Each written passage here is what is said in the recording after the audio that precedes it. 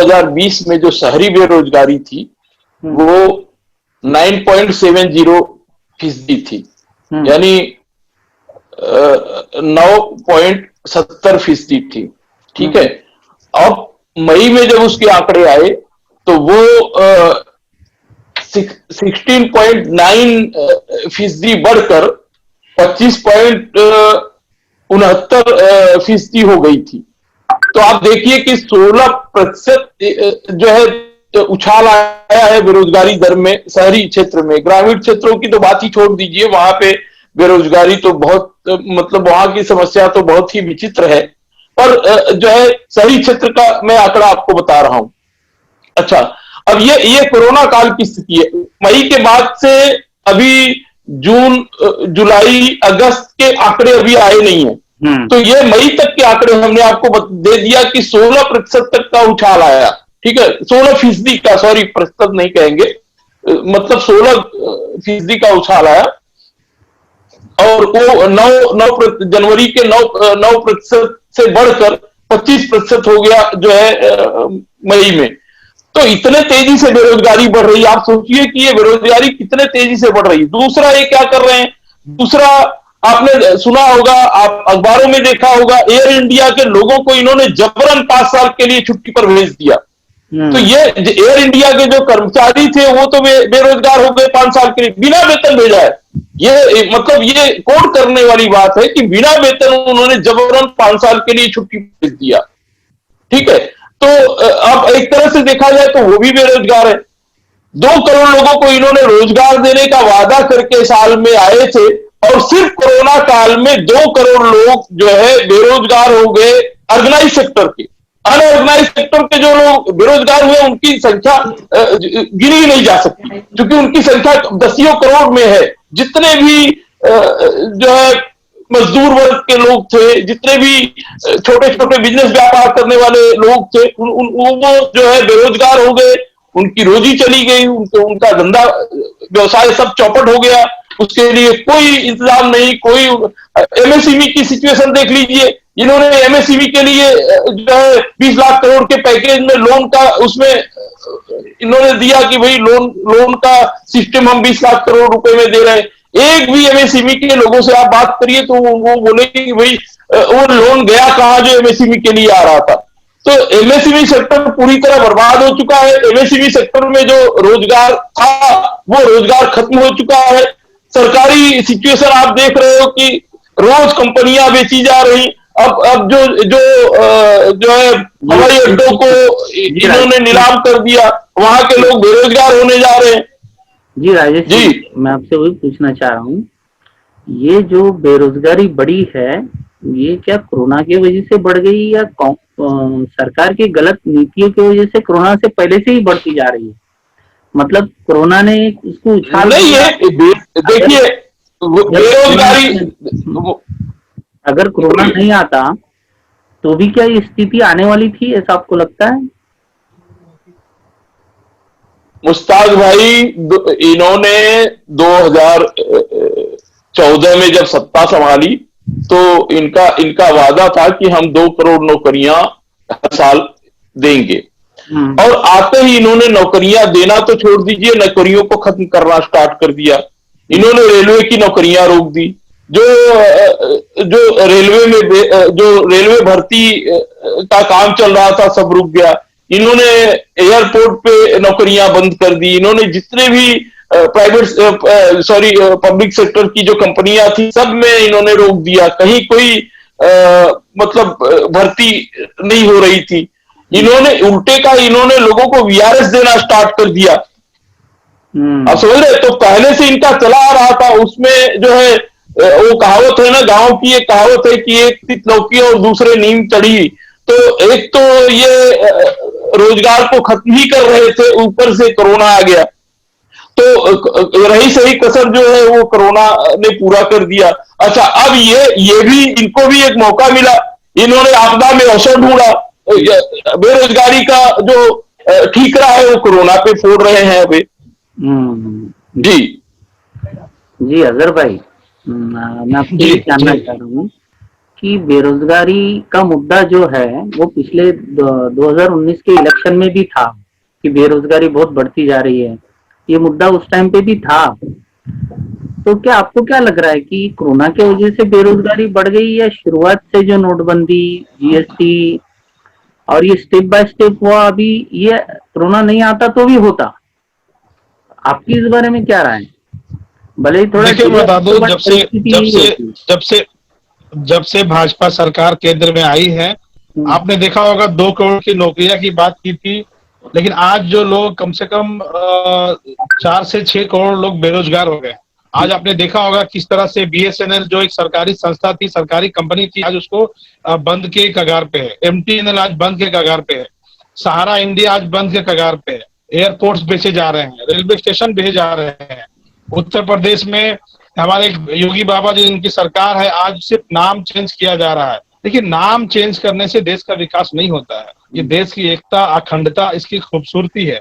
हम्म, रही बात नौकरी की, तो नौकरी, कोरोना तो एक अभी आया ना, कोरोना तो जनवरी से आया, फरवरी से आया, तो ये एक अच्छा खासा इनको एक बना बनाया एक मुद्दा मिल गया, जिसकी वजह से आज ये पूरा ठिकरा कोरोना फेंक रहे हैं। कोरोना चाइना में भी आया था, कोरोना अमेरिका में आया था, कोरोना इटली में आया। आज वहां की अर्थव्यवस्था क्या है, आज वहां का जीडीपी दर क्या है, आज वहां पे देखिए कितने लोग खुशहाल है। आज सारे लॉकडाउन के बाद वहां पे अर्थव्यवस्था सेम उसी तरह से है, उल्टा कहीं कहीं बढ़ रहा है।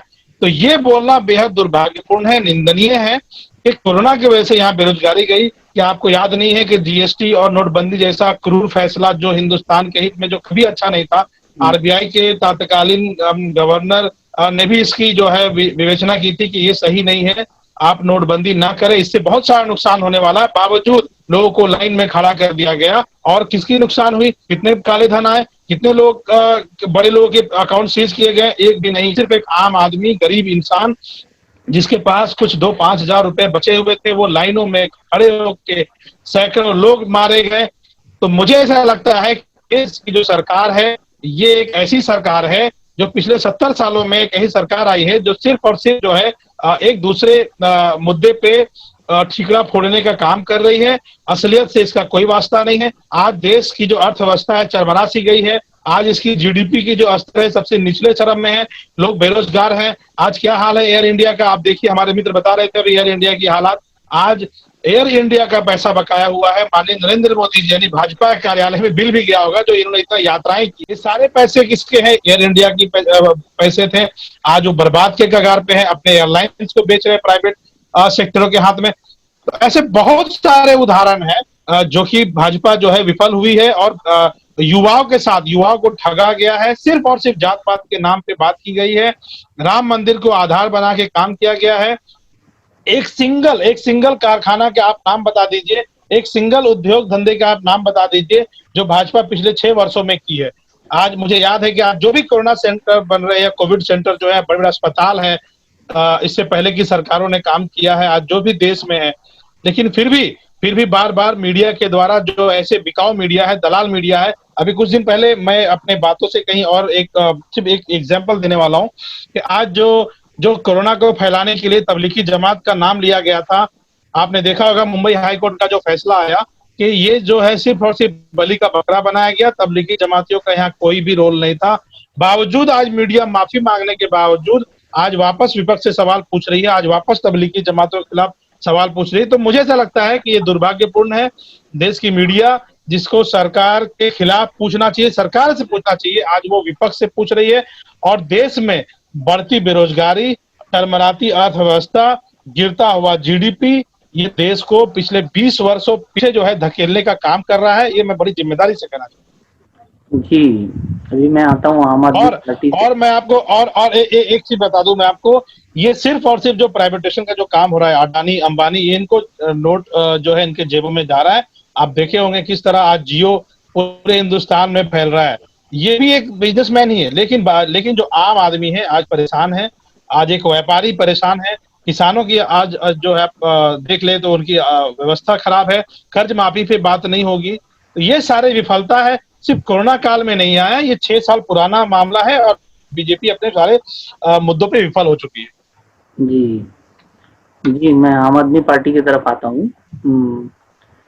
भाजपा सरकार की ये मुरलीधर सेकेंड टर्म जी, है। एक सेकंड मुरलीधर जी, कि ये जो बेरोजगारी बढ़ी है, वो बेरोजगारी बढ़ने का रीजन कोरोना है या जो 2014 से चली आ रही नीतियां हैं?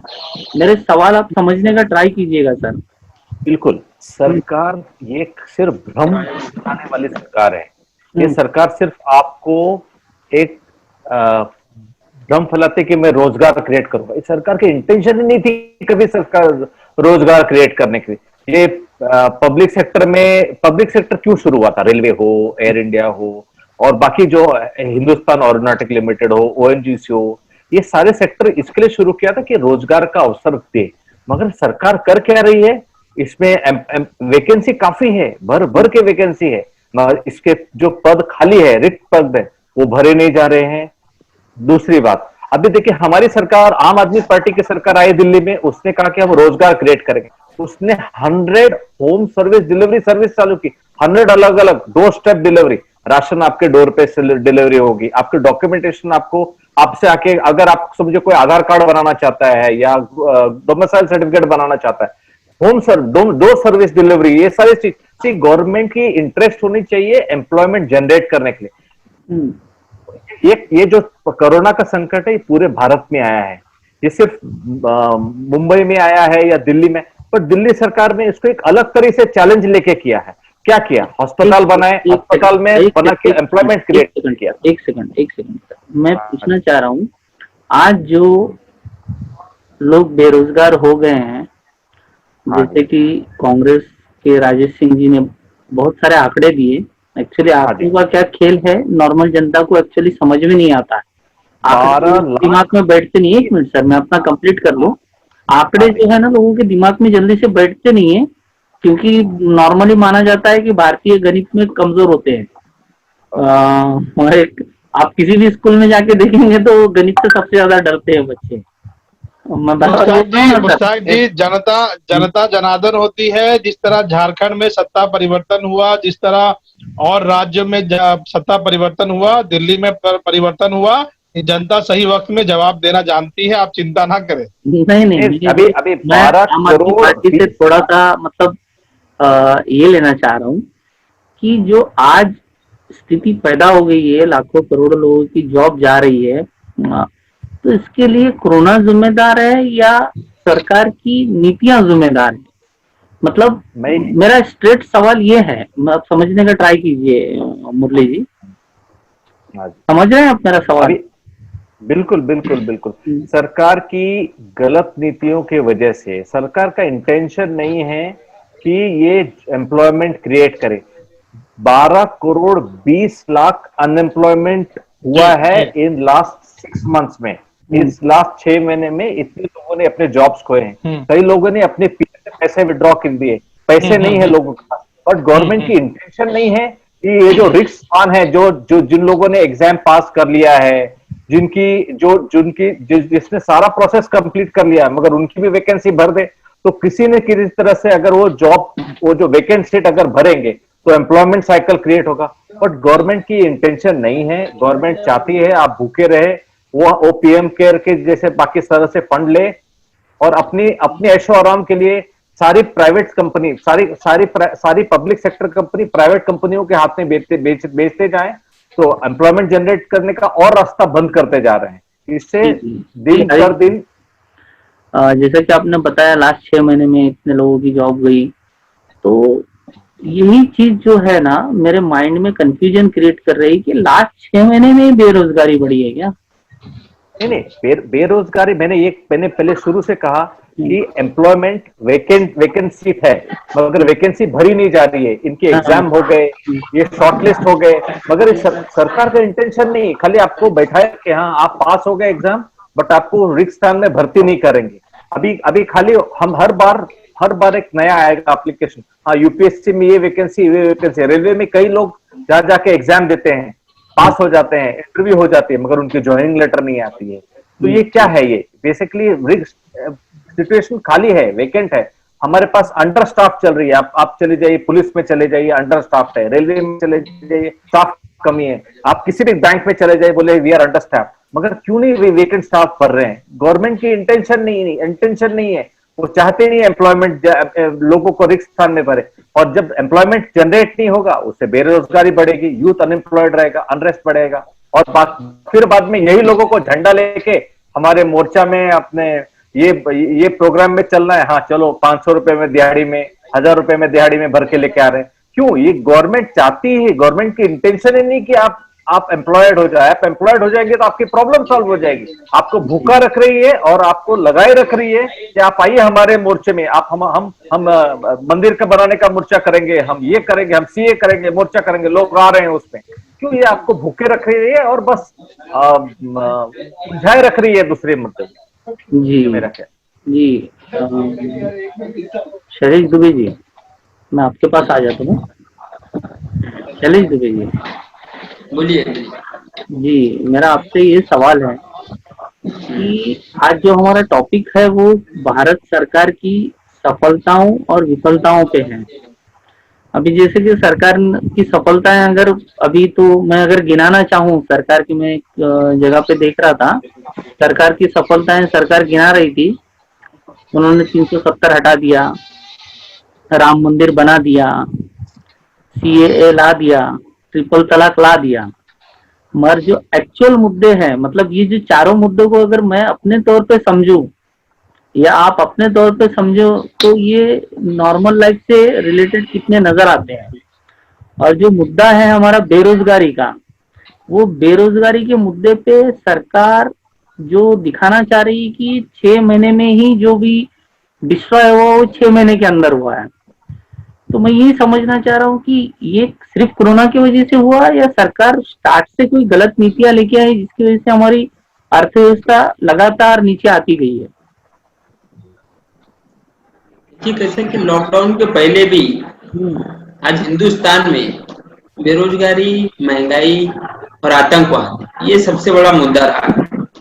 और ये लॉकडाउन जो आया, जिससे कि आज हम जो बिजनेस करते हैं पूरी दुनिया के साथ में करते हैं, हमारा इंपोर्ट और एक्सपोर्ट इंडिया का हर कंट्री के साथ में है। और ऐसे में अगर जब इंडिया को ये मालूम था कि नवंबर से चाइना में कोरोना जो फैला हुआ है, इसके बावजूद भी सरकार ने ध्यान न देते हुए ध्यान नहीं दिया, और उन्हें मालूम है कि इंपोर्ट एक्सपोर्ट में जो सामान आ रहे हैं इसकी वजह से कोरोना फैल सकता है, उसके बावजूद भी कोई लगाम नहीं लगाई। और बिना किसी प्लानिंग के अचानक में जनता कर्फ्यू के 4 दिन पहले बताया कि जनता कर्फ्यू होगा, और उसके बाद कंटिन्यू लॉकडाउन कर दिया गया। तो बिना किसी प्लानिंग के था, जिसकी वजह से बहुत लोग बेरोजगार हुए, बहुत लोग भुखमरी के भी शिकार हो गए। और जैसे कि बिना किसी प्लान के था, इसकी वजह से लोगों को अपने गाँव तक पैदल भी जाना पड़ा, कुछ लोग साइकिल से भी गए, कुछ लोग रिक्शे से भी गए। तो ये सब बताता है कि सरकार कहीं ना कहीं विफल रही है लॉकडाउन को, और बराबर से हैंडल नहीं कर पाई। और शुरुआत में जबकि केसेस बहुत कम थे, ऐसे में पूरी तरीके से लॉकडाउन किया गया, और आज जब केसेस बढ़ जा रहे हैं तो हर चीज खोल दिया जा रहा है। तो इससे मालूम पड़ रहा है कि सरकार के पास कोई नीति नहीं थी, ये बिना किसी नीति के ऐसे लॉकडाउन को खाली इन्होंने कर दिया था।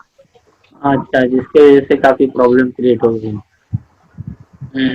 जी जी, मैं आना चाहता हूँ, अगर ऐड करना चाहूंगा।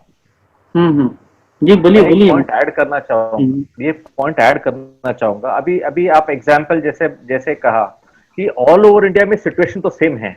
ये 6 सालों में लीजिए क्या सिचुएशन था, इंडिया की जीडीपी गिरते जा रही थी, बट दिल्ली की जीडीपी बढ़ते जा रही थी। क्यों? ये गवर्नमेंट का पॉलिसी डिसीजन बहुत स्ट्रांग था, एम्प्लॉयमेंट क्रिएटिंग डिसीजन स्ट्रांग था, जो एम्प्लॉयमेंट क्रिएट कर रहे थे। अभी कोरोना दौरान में, कोरोना के टाइम में गवर्नमेंट जैसे दिल्ली गवर्नमेंट ने क्या किया, अस्पताल बनाए, सरकारी वैकेंसी क्रिएट किया, लोगों को एम्प्लॉय किया। इससे क्या होगा, लोगों के बीच में पैसा घूमेगा। अगर एक परिवार को अगर सैलरी आना शुरू होगा, तनख्वाह आना शुरू होगा, उससे उसकी फैमिली इनकम इफेक्ट होगी, फैमिली लाइफस्टाइल इफेक्ट होगी, उसकी स्पेंडिंग कैपेसिटी इफेक्ट होगी। तो ओवरऑल ये कंट्रीब्यूशन जीडीपी पे जाएगा। अभी 100 तरह की डोर स्टेप डिलीवरी जब दिल्ली में चालू किया, ये क्या आइडिया था? बेसिकली एम्प्लॉयमेंट, ये लोग सरकारी तंत्र में आके एम्प्लॉयमेंट क्रिएट करने के लिए। बट गवर्नमेंट अगर ये पॉलिसी डिसीजन ले, खाली बोले नहीं कि मैं एम्प्लॉयमेंट क्रिएट करूंगा, तो ये सबसे बहुत स्ट्रॉन्ग विल पावर होना चाहिए, न कि खाली लोगों को बोले कि मैं जॉब क्रिएट करूंगा और लोग सोचे हाँ जॉब क्रिएट करेंगे। और ये एक तरह का है ना, गाजर देना बात हो सकता है, जिसका मतलब एक तरह का कैरेट है जिसको हम बोलते इंग्लिश में बोलते हैं, कैरेट देते हैं कि भाई मैं आपके लिए ये करूंगा, और लोग आ जाते हैं वाह वहां ये मिलने वाला है, और बाद में वहां जाने के बाद जिस तरह से बस बेवकूफ बन के आ गए। ये जो हो रहा है ये बहुत गलत हो रहा है, और इसको लोग जागना है एक बार में, और इस चीज को विरोध करना है। और प्राइवेटाइजेशन को तो हम प्राइवेटाइजेशन हम ये नहीं कहते कि सर्विस इंप्रूव हो, बट प्राइवेटाइजेशन अपना प्राइवेटाइजेशन का ही रहेगा जिसपे हम विस्तार से चर्चा करेंगे। अगर साहब जैसे कि दुबे जी ने बोला कि अनप्लान था, लॉकडाउन अनप्लान था क्या? बेशक देखिए लॉकडाउन, मैं आप बता दूं कि जब नवंबर में हिंदुस्तान को पता चला कि कोरोना है, हम सबको पता है कि चाइना और इंडिया में बिजनेस का आंकड़ा 30 से 35% हम इलेक्ट्रॉनिक आइटम हम इंपोर्ट करते हैं।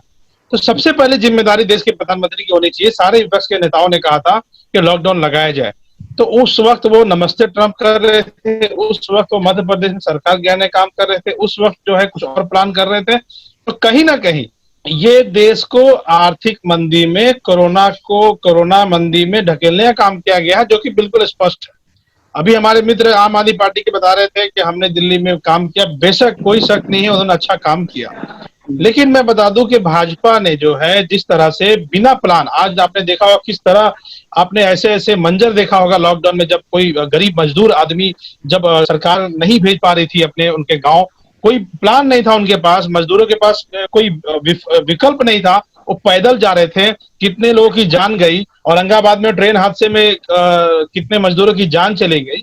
तो कहीं ना कहीं ये बिना प्लान का लॉकडाउन था, जिसकी भरपाई पूरे देश की जनता ने किया, देश के मजदूर तबके ने किया, जो कि बेहद निंदनीय और दुर्भाग्यपूर्ण है। और ऐसे प्रधानमंत्री को तो मैं तो कहता हूं कि पता नहीं सर में लिहाज बचा है कि नहीं, तत्काल इनको इस्तीफा दे देना चाहिए, क्योंकि ये विफल हो चुके हैं, इनसे देश नहीं चलता, इनकी देश की सीमा नहीं चलती। आज चाइना हमारे देश के अंदर घुसा हुआ है, लेकिन कोई चर्चा नहीं हो, क्योंकि चाइना ने हिंदुस्तान के प्रधानमंत्री को पीएम केयर फंड के माध्यम से जो पैसा दे रखा है। तो मुझे ऐसा लगता है कि भाजपा सरकार की बिना नीति के प्लान की वजह से आज हिंदुस्तान 33 करोड़ का जो आंकड़ा जो छुआ है कोरोना में, ये कहीं ना कहीं भाजपा और देश के प्रधानमंत्री की विफलता का कारण है। जी, मैं राजेश सिंह जी के पास आना चाहूंगा। राजेश सिंह जी, मेरी आवाज आ रही है आप तक? जी राजेश सिंह, बिल्कुल। जैसे कि राहुल गांधी जी ने आपके पार्टी के मेरे ख्याल से उस वक्त अध्यक्ष हुआ करते थे फरवरी में, मुझे पता नहीं एक्चुअली, उन्होंने एक बयान जारी किया था कि कोरोना एक बड़ी महामारी आने वाली है। उन्होंने फरवरी में जब हमारे जो मेरा सवाल मैं पूरा कर लूं सर, कि उन्होंने एक वार्निंग दे दी थी फरवरी में, ठीक है। उसके बाद उनका काफी मजाक भी उड़ाया गया था कि उनके इस बयान को लेके। उसके बाद उन्होंने 7,500 रुपए प्रत्येक नागरिक के अकाउंट में डालने की भी डिमांड की थी, उसके लिए भी काफी मजाक उड़ाया गया था, ठीक है। तो अब मैं आपसे जानना चाह रहा हूँ सेम मुद्दे पे, जैसे कि इन्होंने बताया था कि अनप्लान्ड था, तो अनप्लान्ड के बारे में आप क्या कहना चाहेंगे? और ये जो दो मुद्दे आपके जो प्रदेश अध्यक्ष की तरफ से उठाए गए थे, उसके बारे में आप थोड़ा पक्ष रखिएगा। देखिए, मैं बता दूं कि जैसे ही जो है कोरोना की शुरुआत जो है चाइना में हुई, तो हमारे नेता राहुल गांधी जी बार बार इस मुद्दे को उठाते रहे, बार बार उन्होंने ट्वीट किया। उन्होंने ये बताया कि जो है भारत सरकार तुरंत संभल जाए, वरना ये महामारी इस देश को बहुत बड़ा नुकसान पहुंचाने वाली है। बार बार आगाह करते रहे, लेकिन हमारे नेता राहुल गांधी जी आगाह करते रहे और बीजेपी के लोग जो है कांग्रेस का और हमारे नेता का मजाक उड़ाते रहे, ठीक है। उसमें जो है चाहे वो केंद्रीय मंत्री जो है, जो मतलब स्वास्थ्य मंत्री हैं वो हो, चाहे वो कानून मंत्री हो, इन लोगों ने मजाक उड़ाया जो है राहुल गांधी जी का। लेकिन जो उन्होंने कहा वो आज सच हो रहा है, ठीक है। तो और बार बार उन्होंने आगाह किया कि इस मामले पे अगर सरकार सावधान नहीं होती है, सरकार सचेत नहीं होती है, तो अपने देश को बहुत बड़ी कीमत चुकानी पड़ेगी, अपने देश के नागरिकों को बहुत बड़ी कीमत चुकानी पड़ेगी। तो राहुल गांधी जी के वो सारे के सारे सारी की सारी बातें जो है वो इसी की तारीखों की संख्या पहुंच चुकी है। अच्छा, दूसरी बात यह है कि सरकार की जो सिचुएशन है, मैं आपको बता दूं कि जो है सरकार को जो राज्यों को सहायता देनी चाहिए थी, वो राज्यों को केंद्र सरकार सहायता नहीं दे रही है। सहायता तो छोड़िए मुश्ताक जी, मैं आपको बता दूं कि केंद्र सरकार को जो जीएसटी टैक्स जो राज्य सरकारों का हिस्सा है जीएसटी टैक्स में, वो देने से मुकर रही है। वो बोल रही है कि हमारे पास पैसा नहीं। तो आपने फिर आपको याद होगा कि इन्होंने जो है जब जीएसटी लाया था, रात को 12 बजे जो है संसद के सेंट्रल हॉल में इन लोगों ने जो है वहां पे खुशियां मनाई थी और उन्होंने ये ऐलान किया था कि ये देश की दूसरी आजादी है। तो दूसरी आजादी का ऐलान मनाते हुए इन्होंने रात को 12 बजे जीएसटी लाया, या जीएसटी का इन्होंने जश्न मनाया, और उस जश्न का खामियाजा अब राज्य भुगत रहे हैं। राज्य को केंद्र सरकार से जो है जीएसटी का जो उनका हिस्सा है वो नहीं मिल रहा है। जी तो ये तमाम चीजें हैं जो कि बहुत जी राजेश जी, जैसे कि जीएसटी लाया गया और आपके 12 बजे, ठीक है जी, उसके बाद मेरे ख्याल से 400 से ज्यादा अमेंडमेंट हो गए उसमें। तो क्या है बहुत अभी भी अमेंडमेंट हो रहे हैं, अभी भी मुश्ताक जी अभी भी अमेंडमेंट चालू है। मैं आपको बता दूं कि अभी व्हीकल सेक्टर में अमेंडमेंट इनका चालू है। इनका दूसरे जो है बहुत सारे ऐसे सेक्टर हैं जहां पे इनका अमेंडमेंट चालू है। बहुत सारे 28% इन्होंने जीएसटी किया था, उसको लाके इनको 18% लाना पड़ रहा है। उसका रीजन ये है कि जो चीजें, जो मादक पदार्थ जैसी चीजें हैं वहां वो तो 28% समझ में आता है, लेकिन आम आदमी के रोजमर्रा की जो चीजें हैं वो भी 28% इन्होंने किया था। तो इनको लोगों को बताना पड़ा कि भाई ये पदार्थ नहीं है, ये सिगरेट नहीं है, ये शराब नहीं है, आप इस पे 28% क्यों जीएसटी ले रहे हैं। तब जाके आज धीरे धीरे इनको समझ में आ रहा है और आज भी वो चेंजेस किए जा रहे हैं। सैकड़ों नहीं, हजारों चेंजेस किए गए अब तक, लेकिन अभी तक जीएसटी का क्लियर जो है, मैं भी जीएसटी का भुगतान हूं, मेरे भी अपने बिजनेस है, तो जीएसटी का डेली में मैं भी जीएसटी भरता हूं। 1000-1200 रुपए तो पर डे का मेरा भी जीएसटी जाता है। तो जो है अगर एक आदमी नए आदमी को बैठा दिया जाए और बोल दिया जाए कि इस प्रोडक्ट से जीएसटी आप निकालो, तो नहीं निकाल सकता है। मैं आपको दावे के साथ कह सकता हूं। और हर महीने में जीएसटी जो है फाइल करना है जीएसटी गवर्नमेंट को, तो मुसीबत बहुत बड़ी है। और जो पहले 3.5 लाख करोड़ रुपए, कुल मिला, एक मिनट जरा मुझे और थोड़ा सा और हमको समझ दीजिए, क्योंकि जीएसटी के बारे में चर्चा चल रही तो थोड़ा सा बताना जरूरी है।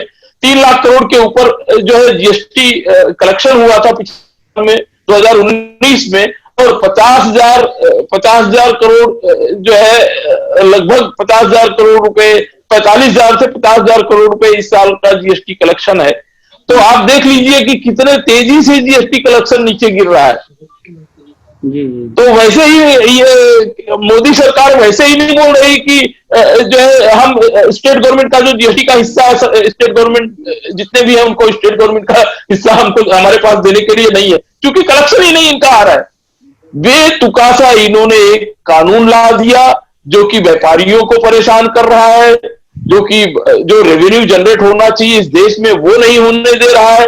ये मतलब बगैर सोचे समझे इन्होंने ये काम किया हुआ है, जिसका खामियाजा जो है देश भुगत रहा है, देश के व्यापारी वर्ग भुगत रहे हैं।